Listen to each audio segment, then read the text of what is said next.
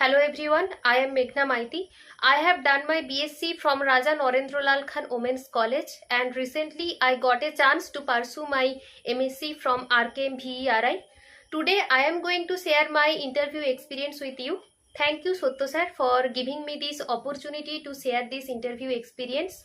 And I am also a student of Physics Galaxy from where I have done my preparation for JAM, JEST and other several entrance exams. Here I learned how to approach difficult problem. Beside that, I learned too many useful concept of different difficult topic that maybe I cannot learn from anywhere else. So once again, thank you Sotto sir. सो बेलूर में जो entrance exam हुआ था वो दो तरीके से हुआ था। एक जो है इसका एक सेपरेट एंट्रेंस एग्जाम होता है, उसके बाद इंटरव्यू, और दूसरा जो है सीयूईटी के जरिए से। मैंने ये सेपरेट जो एंट्रेंस एग्जाम होता है वो क्लियर किया, फिर उन्होंने मुझे इंटरव्यू के लिए बुलाया। मेरा जो इंटरव्यू का जो स्लॉट था वो 2 से 5 बजे के बीच में ही था। मुझे फिजिकली बेलूर मेन कैंपस में जाना पड़ा था। Near about 7 professor interview panel में था। So as I entered the room, they asked me about my name and my college name. Then they asked me what is my favorite topic. So I told them that my favorite topics are nuclear physics and solid state physics. Then they started with nuclear physics. First they asked me what is the nuclear decay rate formula. So I wrote them.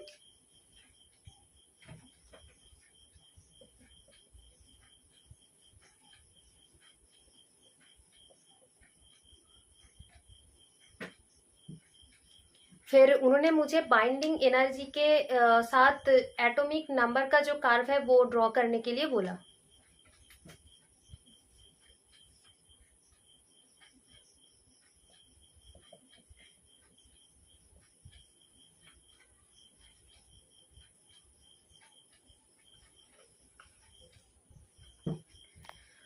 फिर उन्होंने मुझे पूछा कि ये जो spike आ रहा है इसका रीज़न क्या है। तो मैंने बोला कि न्यूक्लियर फिजिक्स में जो मिरर न्यूक्ली होता है उसका जो बाइंडिंग एनर्जी होता है वो नेबरहुड न्यूक्ली के मुकाबले ज़्यादा होता है, तो इसलिए मिरर न्यूक्ली के वजह से ये जो स्पाइक आता है।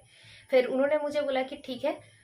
फिर उन्होंने मुझे एक डिफरेंशियल इक्वेशन को सॉल्व करने के लिए बोला, जो कुछ ऐसा था।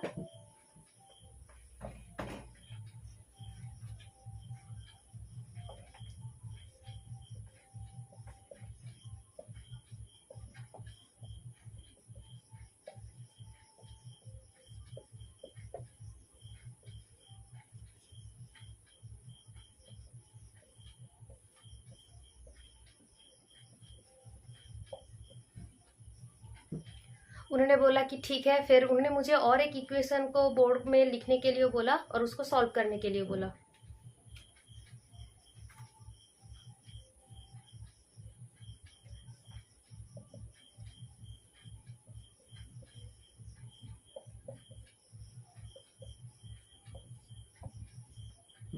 At that moment I could not know the answer of that, so I simply skip it. फिर उन्होंने मुझे एक सीरीज को एक्सपेंड करने के लिए बोला, जो कुछ ऐसा था।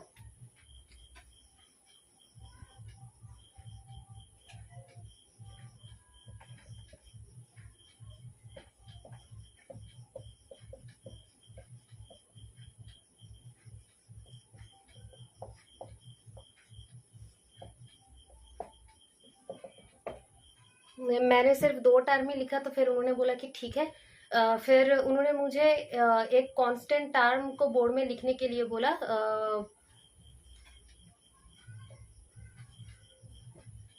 फिर उन्होंने मुझे बोला कि इस कांस्टेंट टर्म को एक्सपोनेंशियल फॉर्म में लिखने के लिए, तो फिर मैंने लिखा।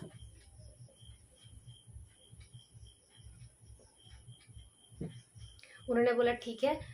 फिर उन्होंने मुझे नेक्स्ट क्वेश्चन किया सॉलिड स्टेट फिजिक्स से। They asked me if I know about X-ray diffraction, तो I said yes.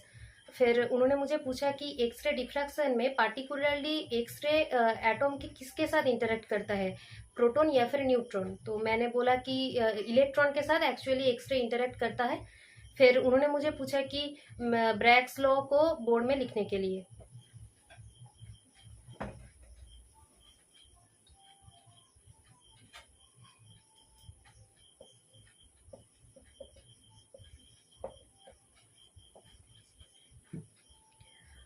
they asked me in which space we define the Bragg's law. I told them that we actually define the Bragg's law in the reciprocal space. फिर उन्होंने मुझे बोला कि reciprocal lattice का concept को briefly समझाने के लिए, तो मैंने बोला कि reciprocal lattice vector is a vector whose magnitude is equal to the reciprocal of the direct lattice and whose direction is coinciding with the normal to the plane. फिर उन्होंने बोला ठीक है. फिर उन्होंने मुझे नेक्स्ट क्वेश्चन पूछा कि अगर A B C 3 lattice vector direct lattice vector होता है, फिर ए का जो रेसिप्रोकल लैटिस वेक्टर होगा वो कैसा होगा, उसका एक्सप्रेशन लिखने के लिए मुझे बोला.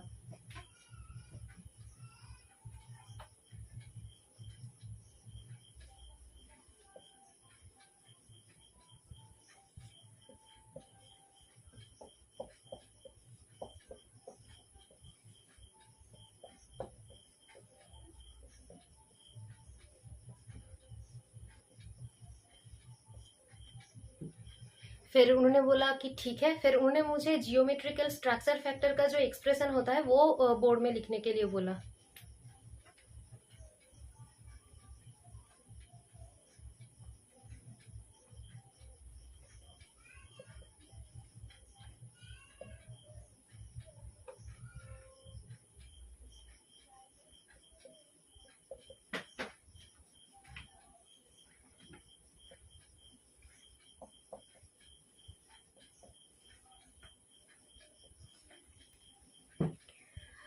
फिर उन्होंने बोला कि ठीक है. फिर उन्होंने मुझे नेक्स्ट क्वेश्चन पूछा कि अगर ए बी सी 3 वेक्टर होता है तो what is the condition that these 3 vectors are linearly independent to each other.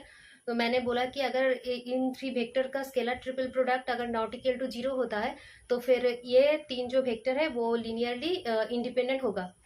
फिर ये क्वेश्चन मेरा लास्ट क्वेश्चन था. फिर उन्होंने मुझे पाइथन के बारे में पूछा कि मैंने पाइथन के बारे में क्या कुछ सीखा. तो मैंने बोला कि बीएससी में मैंने थोड़ा बहुत सीखा इसका बेसिक. फिर उन्होंने मुझे बीएससी में मैंने क्या क्या प्रैक्टिकल किया उसके बारे में पूछा. तो मैंने कुछ प्रैक्टिकल का नाम लिया फॉर लास्ट में. Then they asked me that in what field I am interested, experimental or theoretical. So I told them that I am interested in experimental physics. So then they said okay. That was all about my interview experience at RKM VRI. If you have any queries about that, you can write it on the comment section. Thank you.